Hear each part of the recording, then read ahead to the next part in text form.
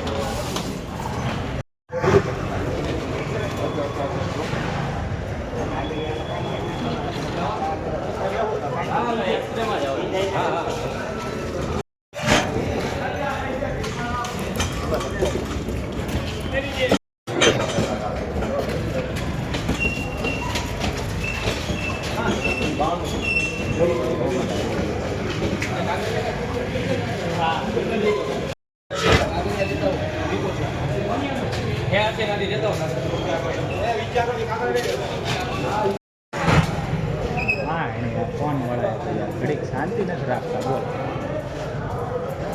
ના હું આવું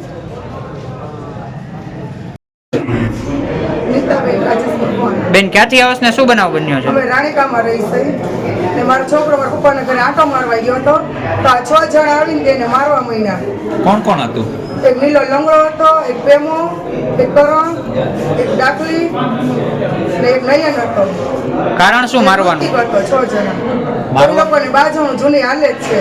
એ લોકોનો બહુ ત્રાસ છે, અવારનવાર આવે, અમારા ઘરની પર સોનાની બાટલી ઉડાડીને ગયા જાય, હાલતા ચાલતા ગાઉં દેતા જાય, અમારા છોકરાઓને ફોનમાં ધમકીઓ દે। અત્યારે શું બનાવ બન્યો છે? અત્યારે તો છરીયું ને એને પુરાના પાના, તલવાર, એ નોકા ઘા બધી કોર 5-6 જણાએ માર્યા છે। આ ભાઈ ઈજાગ્રસ્તનું નામ શું છે? દેવાંગ રાજેશભાઈ મકવાણા। આના વિશે તમે પોલીસ ફરિયાદ કરો બેન? હા, કરવાની છે। આ કયા વિસ્તારમાં બનાવ બન્યો છે? આ કરી રાંદરમાનો ચોક મેડીમાં વાળા ખાચે। માથાકૂટ થવાનું મુખ્ય કારણ શું છે? આ જૂની અદાવત ચાલુ જ છે। કેટલો ટાઈમ? આના વરસ લીધા છે।